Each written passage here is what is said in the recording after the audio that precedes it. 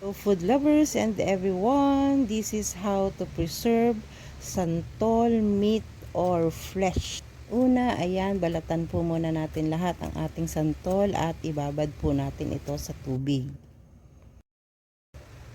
Pagkatapos po natin itong mabalatan lahat, ayan, syempre hihiwain po natin to sa gitna at tatanggalin po natin ang buto. Ihiwalay po natin ang meat o flesh ng ating santol. Gamitan lang po natin ito ng kutsara pagtanggal ng buto at ayan, syempre nakababad pa rin po yan hanggang sa matapos lahat.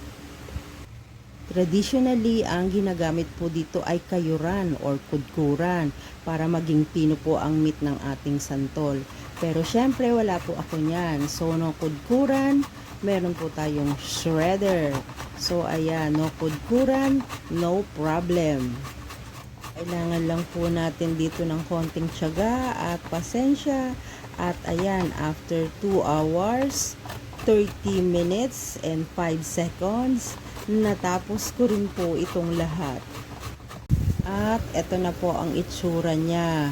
Ayan, hindi lang po siya masyadong pino but it's okay.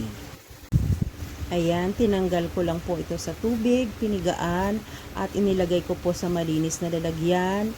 Binudburan ko po yan ng maraming asin for our future use para ma-preserve po ito anytime na kailangan at gusto natin magluto.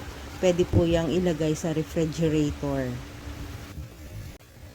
Tinabi ko lang po muna ito sa refrigerator para anytime na gusto ko pong magluto ng santol. Ayan, meron na po akong ready to cook na santol meat.